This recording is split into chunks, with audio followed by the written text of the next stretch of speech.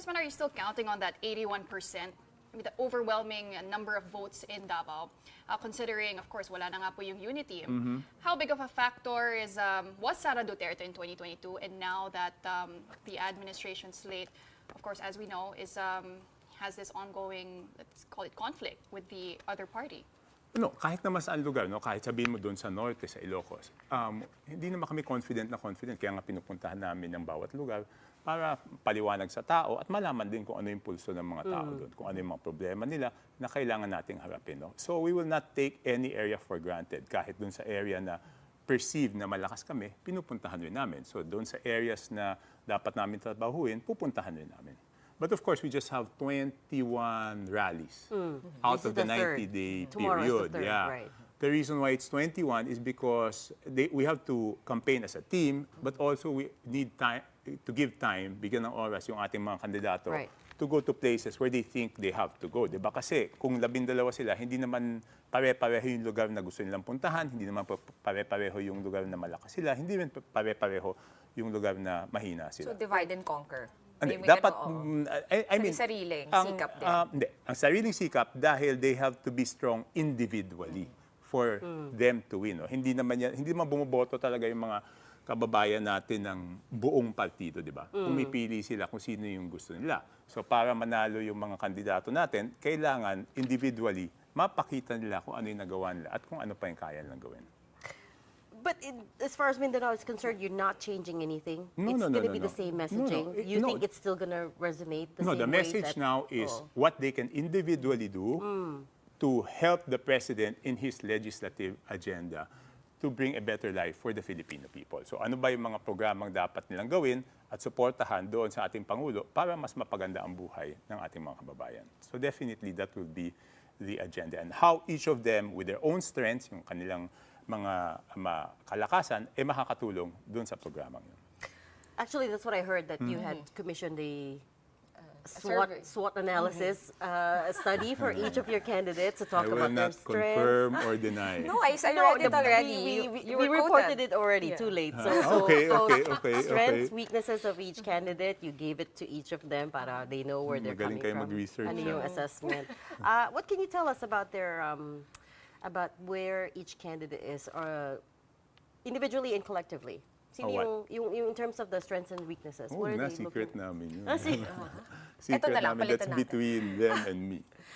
You had said in a previous interview na all the studies that you guys have commissioned, maybe including the one Regina's referring to, they do not yet include the impact or possible impact of impeachment. Hindi, kasi yung before field pa work yun. ng lahat na yon is before the impeachment. No? Pero, siyempre, papagawa ulit kami para malaman namin kung ano ba yung impact ng impeachment. Pero hindi ba dapat nasa inyo na yung resulta by now? Kasi nag-kick off No, na yung it's not national that easy to do a nationwide. Kailan ba yung impeachment? Yung impeachment was February 5, Just no? this month. Wednesday. So hindi kaya yun. It takes So you 3 finished weeks. the report before then? Yeah, no, the report was given after that date, but the fieldwork was done before that of date. course, of course. Oo. So ngayon, tuloy-tuloy naman yung survey natin. So, I mean, whether nagkaroon ng impeachment o hindi, tuloy-tuloy naman yung internal surveys namin para malaman talaga kung ano yung issue na pinakamahalaga sa ating mga kababayan. And what were those issues? Okay, let's. You don't have to tell us any strengths and weaknesses of Huwag each na yun, candidate. malalaman. Ano yung issues? If I tell you what the Laban ng kalaban. if I tell you what the issues are, malalaman din ng kalaban, di Based ba? on the other public polls, we already kind of know corruption. Well, actually, no. Inflation is still number one. Okay, no, We know let's, the gut let's do it this issue. way. You There's tell, corruption. kasi may public polls naman, Oh. makikita naman natin doon kung ano yung issues.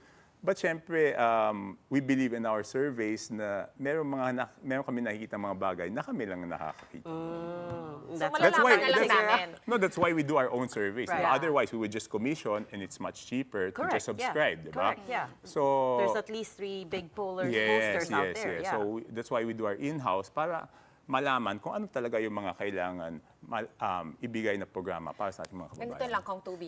So can you confirm na lang whether or not the topic of impeachment is being already considered for these current surveys that are still ongoing? No, we just want to know. Of course, it's an issue, but kahit naman ano yung lumabas sa survey, sa tingin ko, wala naman sa 12 kandidato namin ang magbibigay ng kanyang stand doon sa impeachment. Kasi kung sakaling sila ay mananalo, sila ay magiging senator judge, di ba? So they cannot give their opinion right now. I think that's the best thing to do. Kasi, paano kung nanalo ka, nagbigay ka na ng opinion, di ba? Baka pa-inhibit ka pa, di ba? But is there a directive, Kong? No. If you will see in all issues, di ba? Nakita mo naman in all issues, hindi naman sila nagkakatugma. Minsan, meron silang suggestions sa present programs ng gobyerno. And some people think of it as criticism, di ba? May mga kandidato kami na may sinasabi sila tungkol sa programa ng gobyerno. Isip ng iba, kritisismo. Pero sa amin, okay lang yun, di ba? If it's constructive criticism, of course, we will listen. I want to come back to the issues because it's we're trying to make it into an issues-based election. Yes. Okay, Yeah. so Mas maganda survey yun. after survey says inflation is still the number one concern Yes. across the Philippines. Yes. And you heard former President Duterte, the first thing he hit the current administration on is the price of rice. Yes. Right? Which is, right now we're in a food security emergency. So there's Yes. no denying that talagang Yes. this is a problem. Yes, So- and so we have how to do face you- it head on. Correct. Right. So how what is, without revealing too much about your strategy, what is the direction you're trying to take the candidates in? Okay, first of all, we have to admit that the price of rice, and not only rice, lahat Basic ng goods. basic goods, hindi lang dito sa Pilipinas naman tumaas, di ba? Kahit magtanong kayo sa iba't ibang bansa, yung presyo ng bigas doon, tumaas din. Yung presyo ng pagkain, tumaas din. Kasi lahat tumaas, di ba? Presyo ng fertilizer, tumaas. So lahat yan tumaas, no? So kaya nga, makikita naman natin dito sa mga programa ng gobyerno, talagang ina-address yung price of rice.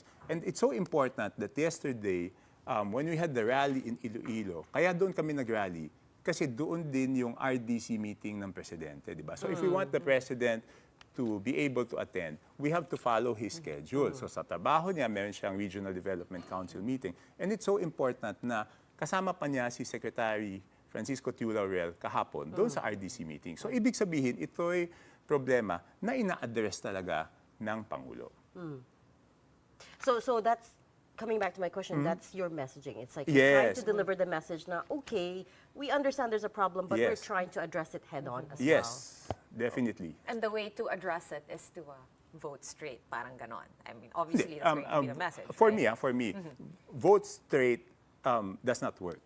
Vote for one. You have to name each of them. Kaya nga you have to make them individually strong. Hindi pa pwedeng pakiusap natin iboto yung 12 kandidato without people knowing bakit nila dapat iboto ang bawat isa sa kanila. Okay. Kong Toby, I'm going to steer it back to the kickoff in Laoag. Okay. Where we heard President Marcos. And gabi-gabi, no, since that speech earlier this week, pinag-uusapan namin na parang medyo a little bit out of character sa kinagisnan natin kay President Marcos yung language niya. It was a bit spicy. It was, some would call it negative campaigning. Was this He came out strategically? fighting, I would Yeah. say. He's Nagulat usually kami. very moderate, very Pati ako civilized. nagulat. Hindi ko naman nabasa yung speech bago siya nagsalita. Hindi ko naman nabasa. So, nagulat din ako. Okay, so but is that not going to be, kumbaga, kasi we're trying to make these elections issues-based as best as we can. I think we can No, all but agree those on are that. those are issues, tignan mo. Sinabi niya, he just wanted to put, I think what he wanted to do is to identify where you stand on issues, di ba? For example, yung West Philippine Sea. Yung West Philippine Sea is really an issue. Saan ka ba? Di ba? Doon ka ba sa paninindigan mo yung Hague ruling na not an inch of Philippine territory will be surrendered, o doon ka ba sa magiging friendly sa China? So that is an issue na dapat nating pag-usapan, di I ba? completely agree, but I also have to point out when President Marcos was campaigning for the presidency in 2022, he positioned himself as a continuity candidate. He said he would set aside the Hague ruling too, right? No, but the problem back yes, then he go said, ahead. no, we're not going to ask the U.S. for help to deal with China, which is why he was perceived as the continuity candidate to Duterte. Diba? Okay. So I get your point, but we have to look at his history, his track record, and back then, iba din yung sinabi niya. Okay. Is my point. Okay. Ang stand naman niya talaga is a friend to everyone and an enemy to none, di ba? Pero paano naman gagawin natin kung gano'n na yung ginagawa doon sa Coast Guard natin? Paano naman gagawin natin kung binabangga na yung Coast Guard natin? Paano naman gagawin natin kung yung mga mangingisda natin ay inaapi doon sa West Philippine Sea?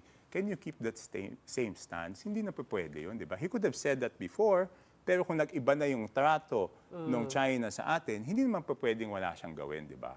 Ibig sabihin, nakikita naman natin, hindi naman natin inimbento na binabangga yung Philippine Coast Guard. Hindi naman natin inimbento na yung mangingisda natin pinapaalis doon. So how will he keep that stance naman kung ganun ang ginagawa sa atin? So kailangan mag-iba din, di ba? So the fact that he... Tapos number go two, ahead. yung sa Drug war. drug war. Okay, it's an issue. So where do you stand? Sa kay Presidente Marcos, bloodless drug on war. Sa kanila, yung strategy nila is tokhang. So those are issues naman. Hindi naman black propaganda yun because those are real issues. Yeah. Pero marami rin nagsasabi ko ang Toby, and since that speech, syempre hindi lang naman kami yung nakapansin, marami rin namang nakinig. Ang sinasabi kasi nila, hindi naman talaga lahat nung mga, kumbaga lang, lahat ng members ng Alyansa, nung buong slate, dati rin naman, they were also supporting silent. President Duterte. For example, Congresswoman Franz Castro pointed out that yes, right now they're on the administration slate, pero back in President Duterte's time, diba, they were also clapping when he would talk about tokhang, right, during his State of the Nation address. So inconsistency is what we're trying to point out here. Yes, we believe in letting the candidates talk about their track record and their stance on issues, but you have to be consistent. No, but there's no inconsistency. He has never said that the war on drugs would be bloody. Di ba? Alam mo naman siya, mabait na, nakita mo naman yung Presidente, napakabait nun, di ba? Napakapasensoso. So he never said it's going to be bloody. He always said that he values each and every life. So kaya nga bloodless war on drugs. So wala namang inconsistency doon. True, pero totoo yun, no, Kong? Pero hindi na kasi si President Marcos yung kandidato, di ba? So Okay. titingnan natin yung members ng slate. Some of them, and napakadami ng analysis nito, sobrang daming journalist gumawa ng talagang humukay sa archives Okay. ng mga soundbite. Okay. It's all there. Kanina binabasa ko lang on the way here sa Philippine Okay. Star, sabi nila, okay, ano yung stand na itong kandidato na to, nung tokhang? O, di ba? Yung iba pa, sumuporta, nag-file ng bill na ganito. So, parang, kumbaga, yung flip-flopping, I don't know if naging Okay, kinagis na naman natin. Like, should we stand for this? How do we, explain this away to the voting public na parang, ba't ganyan yung kandidato nyo? Pabaling-baling, balimbing, or whatever. Hindi, paano naman yung lumalabas na mga ebidensya ng EJK, di ba? O, siyempre, pwede naman silang mag-iba kung nakakakita na sila ng ebidensya ng extrajudicial killings, di ba? So, yun naman ang pagkakaiba. So in your mind, hindi siya flip-flopping. It's not being a turncoat. No. It's you're entitled to change your mind. Yes. Okay. As events, I guess, reveal themselves. Okay, let's talk about one other big surprise apart from President Bongbong Marcos' speech in Laoag was kung darating ba si Senator Ivy Marcos or hindi. I think around 5:30 p.m. na pinagdedebatehan pa namin kung Hindi darating ba ba, or hindi. bakit naman pinagdidebatihan yun? At bakit naman magiging Because she sorpresa? called herself an independent. Because she flat out refused a spot in your 12-man slate. No, at that time, she just said she wants to be free to go. Kasi ang problema, okay, even kami I'll explain. Ang hirap talaga ng local politics. Even kami, kahapon sa Iloilo rally, sasabihin ko, aaminin ko, naiipit kami sa labanang lokal, di ba? So ang isip ko doon, ayaw niyang maipit sa labanang lokal na kung ito yung kakampi ng Alyansa, mapipilitan siyang tumayo sa entablado ng isang kandidatong lokal ng Alyansa kung meron naman siyang kaibigan o mas gusto niyang suportahan na kandidato na hindi kasama sa Alyansa. Di ba? Right after that kasi nakita ko naman siya, pumunta rin naman siya doon sa mga rallies ng mga local candidates ng Alyansa at meron naman yatang hindi siya pinuntahan. So I think she just wanted to be free. Kasi ang hirap, kahit doon sa Iloilo, hirap na hirap ako doon. Dahil kakampi namin lahat, pero sila naglalaban-laban. So ang hirap magbalanse doon. Ang hirap ibalanse doon because, for example, doon lang sa venue, sabi ng isang kakampi namin dito. So hindi sila magkasundo. Kung pipili kami, one of the two, magtatampo. So napilitan pa kaming magkuha ng, para wala lang problema, kuha lang tayo ng private place. Tapos yun na lang ang gamitin natin. Okay, para so walang bukas, problema. Kong Toby, kompleto Okay. ba? 12 ba ang pupunta sa Davao del Norte? Is Senator Amy, I guess yun na yung hidden question doon, no? Pupunta ba si No, Senator Amy? I assume that they're all going, so that's why I don't ask if they're going or not. So the assumption is always lahat. Yes, pupunta. because nandun ng presidente. So ang assumption ko, pupunta naman sila. Of course, maintindihan naman natin kung for very important reasons,